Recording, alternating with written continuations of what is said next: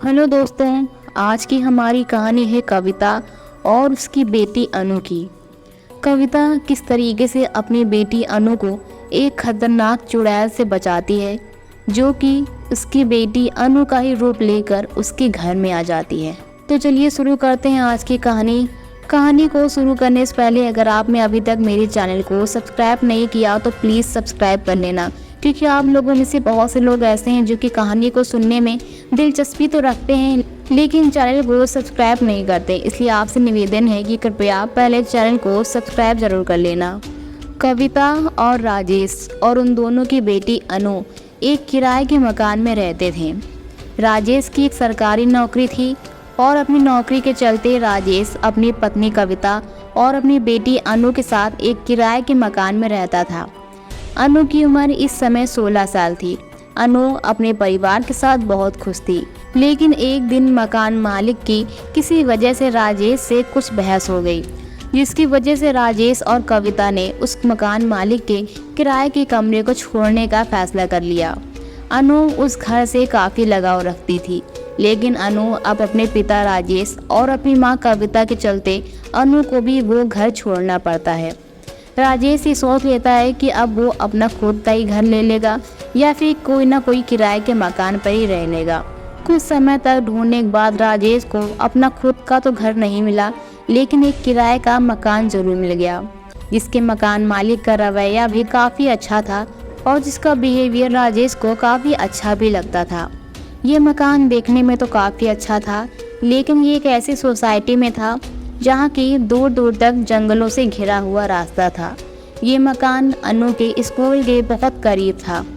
अनु इस बात से खुश थी कि उसका ये नया घर उसके स्कूल के इतने ज़्यादा करीब है, लेकिन एक बात जो अनु को खटक रही थी वो थी उस मकान के पीछे एक बना हुआ घर जो कि सालों से खाली पड़ा था।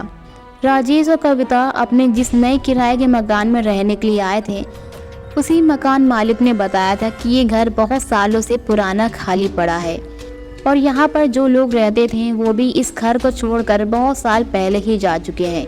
तब से ये घर इसी जंगल के रास्ते में ऐसे ही वीरान पड़ा है। अनु अपने नए घर को देखकर काफ़ी खुश थी, लेकिन इस वीरान पड़े हुए घर को देखकर अनु को बहुत ज़्यादा अजीब लग रहा था।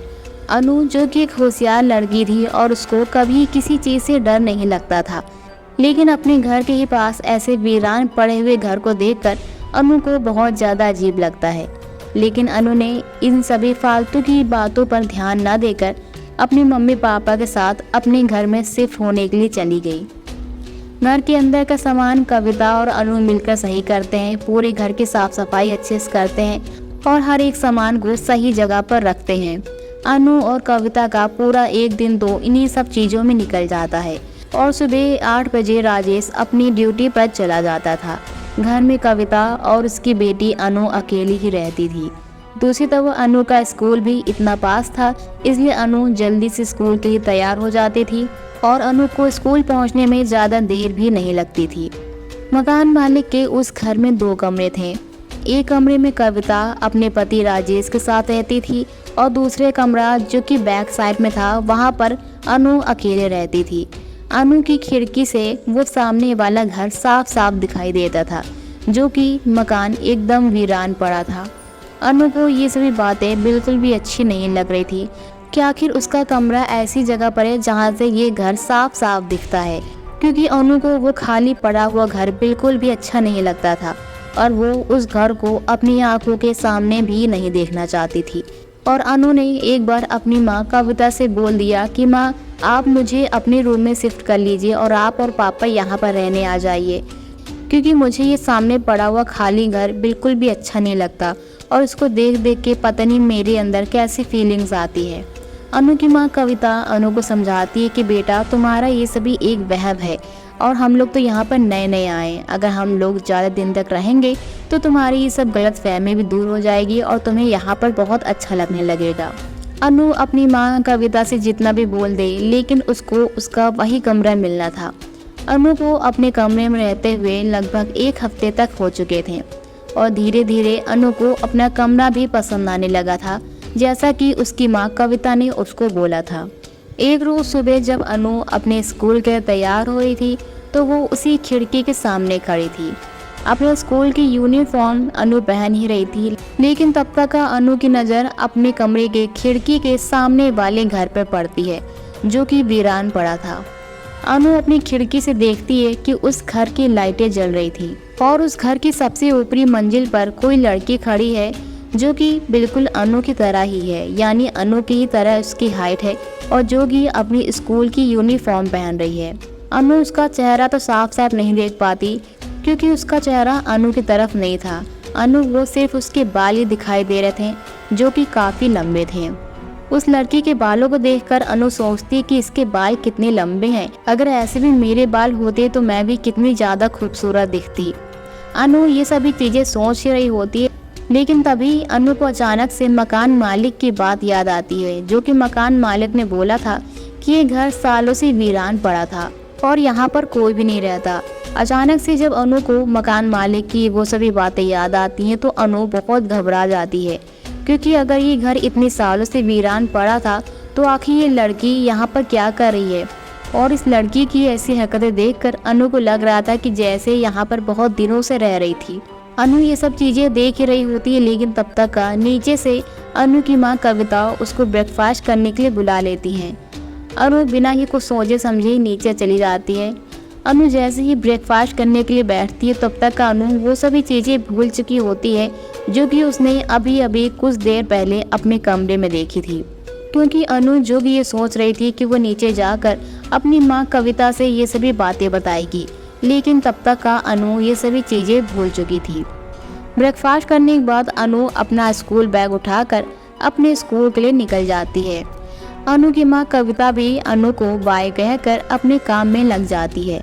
अनु जैसे ही अपने घर का दरवाज़ा खोलती है, लेकिन तभी अनु की नज़रें एक बार फिर से उस खिड़की पर जाती है, जहाँ की वही लड़की साफ साफ दिख रही थी, जो कि अनु की तरह ही स्कूल की यूनिफॉर्म पहनकर शीशे के सामने से निकली थी।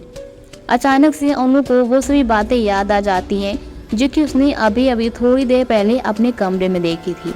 लेकिन अनु स्कूल के लिए इतनी ज़्यादा लेट हो चुकी थी कि उसने वापस से घर जाना ठीक भी नहीं समझा। अनु अब अपने स्कूल चली जाती है और लगभग 5 मिनट में ही अपने स्कूल पहुंच जाती है। स्कूल में अनु का दिन बहुत अच्छा बीतता है और वह वापस से अपने घर आती है। घर पर पहुंचने के बाद अनु एक बार फिर से उस खिड़की की तरफ देखती है, तो अनु पाती है कि वही स्कूल यूनिफॉर्म वाली लड़की जो कि उस खिड़की के पास खड़ी थी। जिस तरीके से अनु मूव कर रही थी, उसी तरह से वो लड़की भी मूव कर रही थी। अनु ये सभी चीज़ें देखकर बहुत ज़्यादा डर जाती है और भागते भागते अपने घर के अंदर चली जाती है। अनु की ऐसी हालत को देखकर अनु की माँ कविता अनु से पूछती है कि आखिर तुम ऐसे भाग क्यों रही हो। अनु कविता को वो सभी चीज़ें बताती है जो कि वो आज सुबह से नोटिस कर रही थी, लेकिन अनु की माँ कविता ने अनु की सभी बातें हंसी में टालते हुए उसका ये सभी चीज़ें एक वहम बता दिया। लेकिन ये बात सिर्फ अनु को पता थी कि ये सभी चीज़ें उसका वहम नहीं है, क्योंकि ये सभी चीज़ें अनु आज सुबह से ही देख रही थी। अनु सोच चुकी थी कि कुछ भी हो जाए, लेकिन अपनी माँ कविता को वो ये सभी चीज़ें दिखा के रहेगी, क्योंकि ये उसका वहम नहीं था। अपनी माँ कविता की बात सुनकर अनु चुपचाप अपने कमरे में चली जाती है और अपनी टेबल पर बैठकर अपने स्कूल का होमवर्क करने लगती है। होमवर्क करते करते अनु की नज़र अचानक से उस खिड़की पर पड़ती है, जो कि उसके कमरे में थी। और कमरे की खिड़की से उस घर में जब अनु देखती है, तो देखती है कि वही लड़की जो कि एक टेबल पर बैठी है और अपना स्कूल का होमवर्क कर रही है। इतना देखते ही अनु अपनी खिड़की के पास आती है और अपने खिड़की के शीशे में हाथ लगा लेती है। वैसे ही अनु देखती है कि वो लड़की भी अपने खिड़की के शीशे के पास आई और अपना हाथ उस शीशे में लगा लिया। अनु ये सभी चीज़ें देखकर इतना ज़्यादा डर चुकी थी कि मानो उसके मुंह से तो आवाज़ नहीं निकल रही। अनु जैसे ही इन सभी चीज़ों को देखती है तो उल्टे पाँव ही अपने कमरे से भागने लगती है और अपनी माँ कविता को बुलाती है अपने कमरे में वो सभी नज़ारा दिखाने के लिए।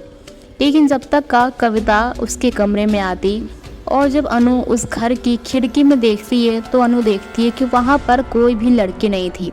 ये सभी चीज़ें देखकर अनु के तो होश से उड़ जाने वाले हैं, क्योंकि अभी तक जो चीज़ें उसको दिखाई दे रही थी अब वो उसकी मॉम को नहीं दिखाई दे रही।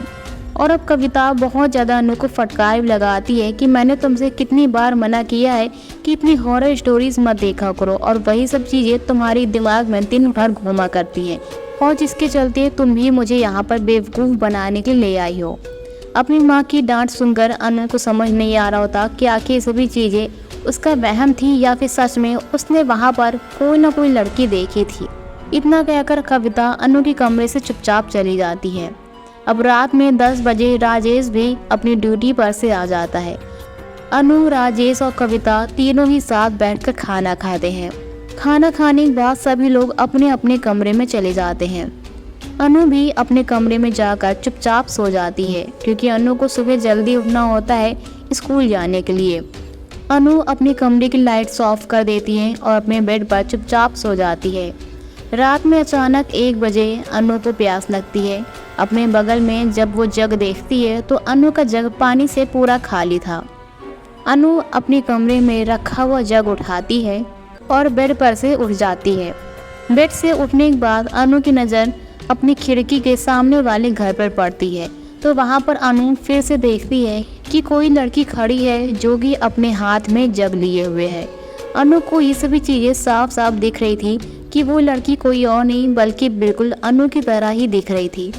अनु अंधेरी रात में इतना ज़्यादा डर जाती है और डर के मारे अनु की चीख निकल पड़ती है।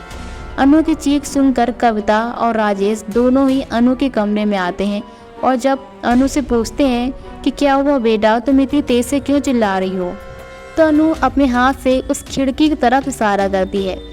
कविता और राजेश जब सामने वाली घर की खिड़की में देखते हैं तो वहाँ पर कोई भी नहीं रहता। ये सभी चीज़ें देखकर अनु भी बेहद हैरान थी कि आखिर वो लड़की हमेशा मुझे ही क्यों दिखाई देती है। और अब कविता खुद नीचे पानी लेकर आती है और अनु को पानी देकर चुपचाप अनु को सुलाकर अपने कमरे में चली जाती है और अनु को समझाती है कि वो चुपचाप सो जाए और किसी भी चीज़ के बारे में मत सोचे। और अब अनु अपने बेड पर लेटकर चुपचाप सो जाती है। अगली सुबह जब अनु की नींद खुलती है तो वो उसको वही सब चीज़ें रात की याद रहती हैं। सुबह उठकर अनु सबसे पहले फ्रेश होने चली जाती है। फ्रेश होने के बाद अनु नीचे आती है और अपने मम्मी पापा के साथ नाश्ता करती है। नाश्ता करने के बाद अनु वापस से स्कूल चली जाती है और किसी भी चीज़ों के बारे में कुछ भी नहीं सोचती, क्योंकि अनु को लगता था कि सभी चीज़ें उसका वहम हो सकती हैं, क्योंकि वो चीज़ें आखिर मुझे ही क्यों दिखाई देती हैं। दोपहर में अनु अब स्कूल से वापस से अपने घर भी आ जाती है और अपनी माँ कविता को अपने स्कूल के बारे में सभी बातें बताती है। और कुछ देर बाद अनु अपने कमरे में अपना होमवर्क करने के लिए चली जाती है। अनु जब अपने कमरे में आती है तो अनु की नज़र सबसे पहले उस सामने वाले घर की खिड़की पर ही पड़ती है, जहाँ की अब कोई भी नहीं रहता। अनु इस बात से संतुष्ट हो गई थी कि शायद ये सभी चीज़ें उसका वहम थी, और अब अनु चुपचाप अपना होमवर्क करने के लिए बैठ जाती है। ऐसा ही करते हुए रात हो जाती है। अनु, राजेश और कविता तीनों ही मिलकर खाना खाते हैं और अनु चुपचाप अपने कमरे में चली जाती है।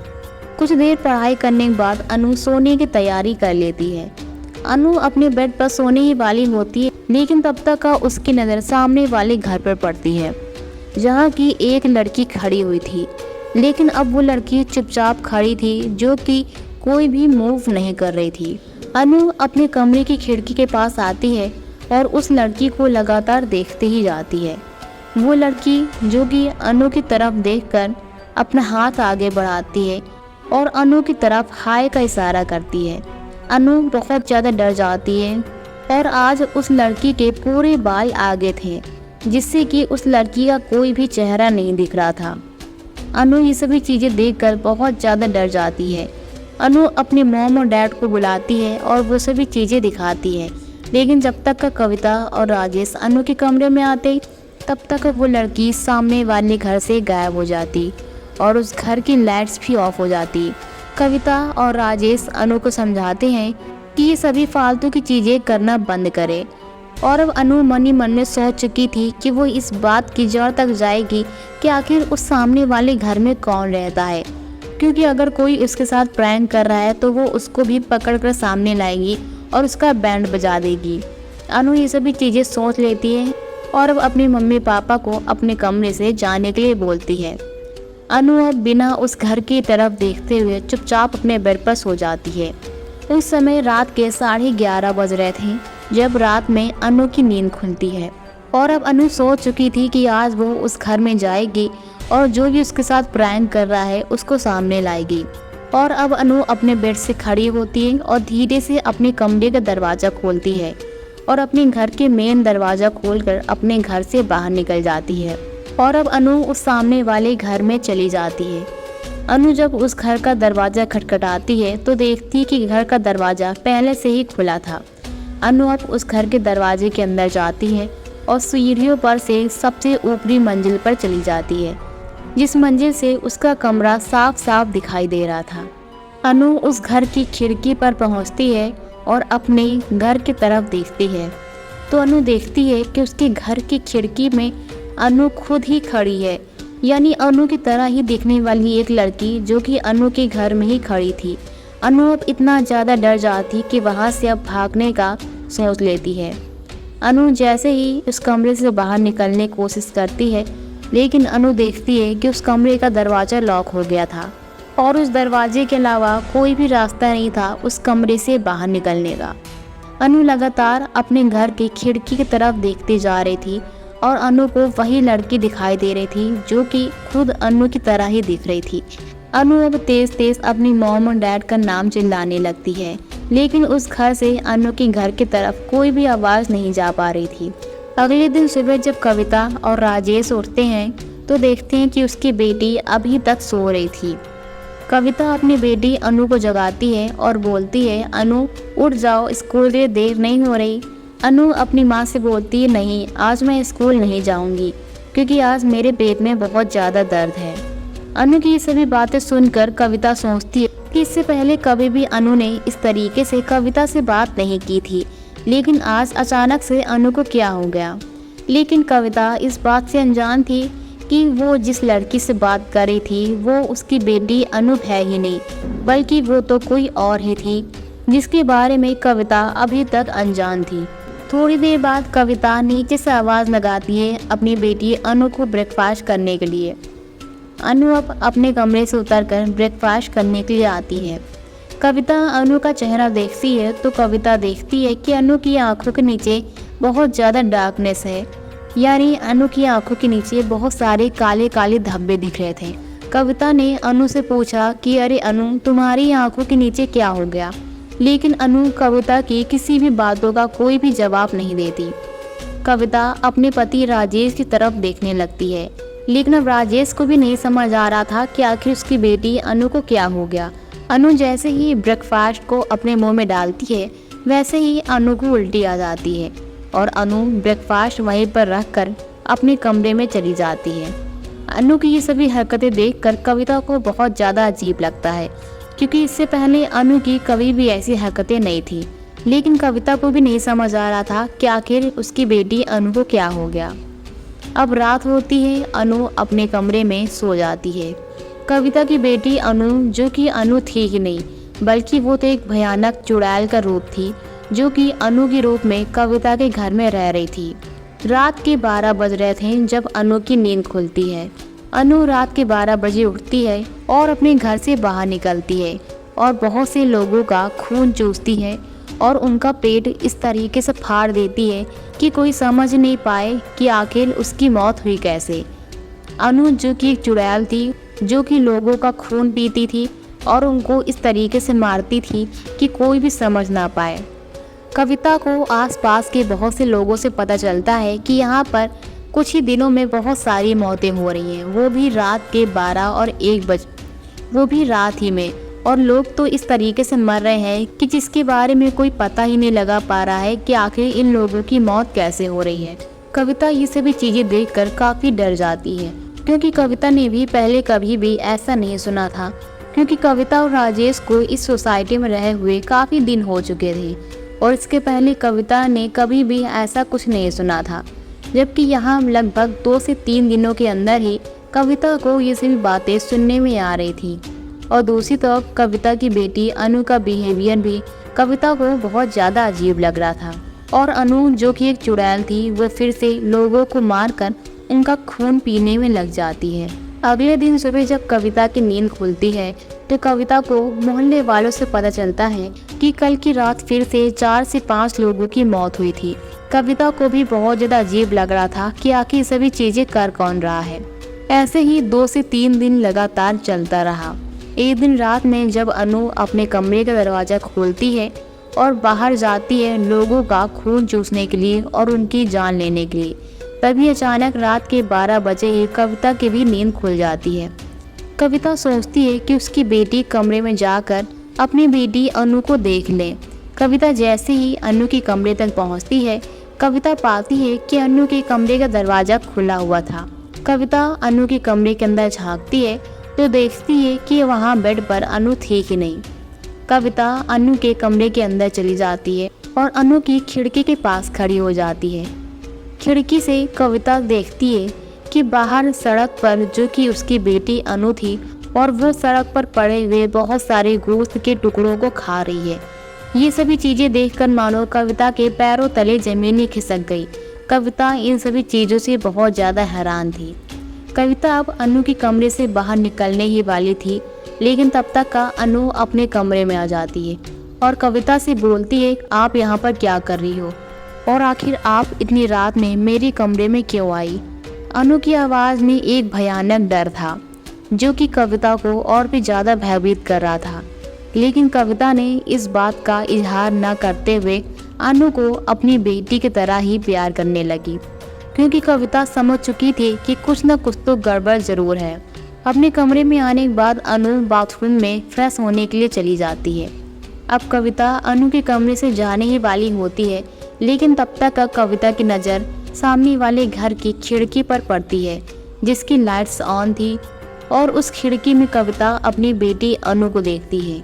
ये सभी चीज़ें देखकर तो मानो कविता के होश से उड़ गए हों, क्योंकि अगर उसकी बेटी उस सामने वाले घर में थी तो जो उसके घर में थी वो कौन थी। कविता इतनी ज़्यादा डर जाती है कि अब तो कविता को समझ नहीं आ रहा होता कि आखिर वो करे तो क्या करे।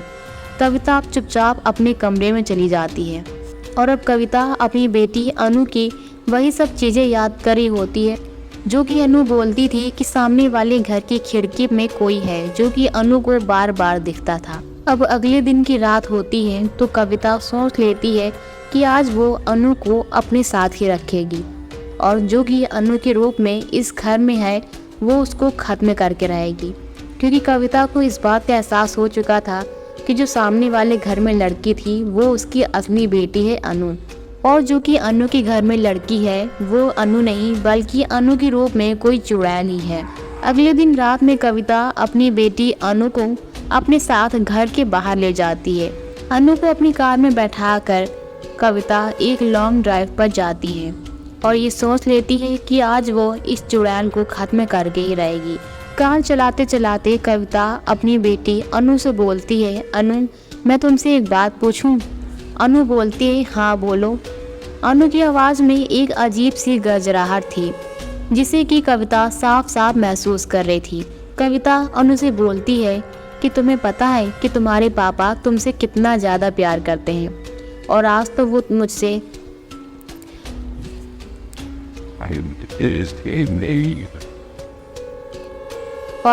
मुझसे तुम्हारे बचपन की बहुत सारी बातें भी कर रहे थे।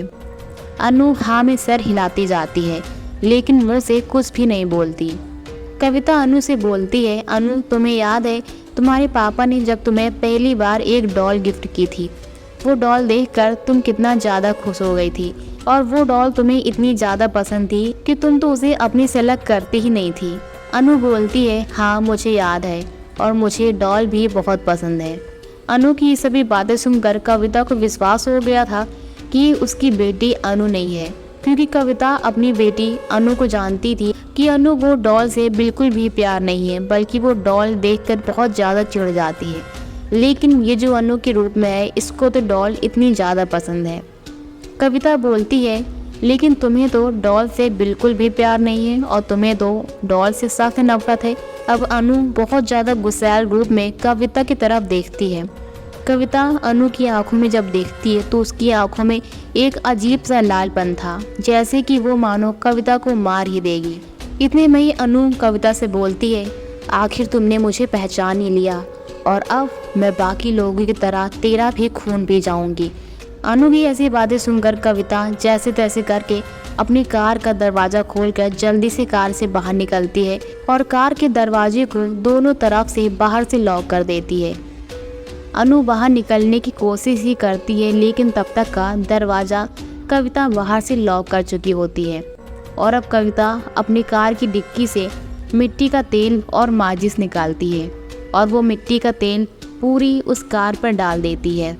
और अब वो चुड़ैल बिल्कुल अनु की तरह ही आवाज़ निकाल के कविता से बोलती है, मॉम आप ये क्या कर रही हो? क्या आप मुझे सच में जला दोगी? मैं तो आपकी बेटी हूँ ना, और मैं तो आपसे इतना ज़्यादा प्यार करती हूँ, तो आखिर आप मेरे साथ ऐसा क्यों कर रही हो? लेकिन कविता बिना ही कुछ सोचे समझे माचिस की तीली जलाती है और वो उस कार पर फेंक देती है, जिससे कि पूरी कार जल जाती है और वो चुड़ैल भी पूरी तरह से ख़त्म हो जाती है। और अब कविता अपने घर वापस आ जाती है और अपने पति राजेश को लेकर उस सामने पड़े हुए खाली घर में जाती है और वहाँ से अपनी बेटी अनु को वापस से अपने घर लाती है। अनु की हालत इतनी ज़्यादा ख़राब हो चुकी थी मानो जैसे कि कोई अधमरी हुई लड़की हो। लगभग 1 हफ्ते बाद अनु पहले जैसे ही ठीक हो जाती है और उसके अंदर जितनी भी कमजोरी थी वो कमजोरी भी पूरी तरह से दूर हो जाती है। थोड़े दिन बाद कविता ने अपने मोहल्ले के लोगों से बात की उस खाली पड़े हुए घर के बारे में, तो उन लोगों ने बताया कि ये घर सालों से खाली है, लेकिन इस घर में एक औरत रहती थी जो कि एक औरत नहीं बल्कि मानो एक चुड़ैल थी। उस औरत के अंदर बिल्कुल भी दया नहीं थी, वो तो जानवरों के साथ साथ इंसान का भी गोश्त खा जाती थी और हर रात वो औरत किसी न किसी आदमी को मारकर उसका गोश्त खा लेती थी। और वहाँ की औरतों ने ये भी बताया कि उस औरत के बारे में ये सभी चीज़ें देखकर यहाँ के कुछ लोगों ने उसको जान से मार दिया था। तब से उसकी आत्मा इसी खाली पड़े हुए घर में भटकती है। इन सभी चीज़ों के बारे में जानकर कविता को समझ आ चुका था कि आखिर क्यों उसकी बेटी अनु को बार बार उस घर के सामने खड़ी हुई कोई लड़की मिलती थी। लेकिन अब कविता जो कि अपनी ज़िंदगी में खुश थी और कविता की बेटी अनु भी पूरी तरह से खुश थी। तो दोस्तों, आपको आज की हमारी ये कहानी कैसी लगी? अपनी राय हमें कमेंट बॉक्स में ज़रूर दीजिए। साथ ही अगर आपने मेरी ये पूरी कहानी सुनी है तो कमेंट सेक्शन में यस जरूर टाइप करें। साथ ही ऐसी हॉरर स्टोरीज़ को सुनने के लिए हमारे चैनल को सब्सक्राइब करना बिल्कुल ना भूलें। फिर से मिलेंगे एक नई और डरावनी कहानी के साथ, तब तक लिए बाय।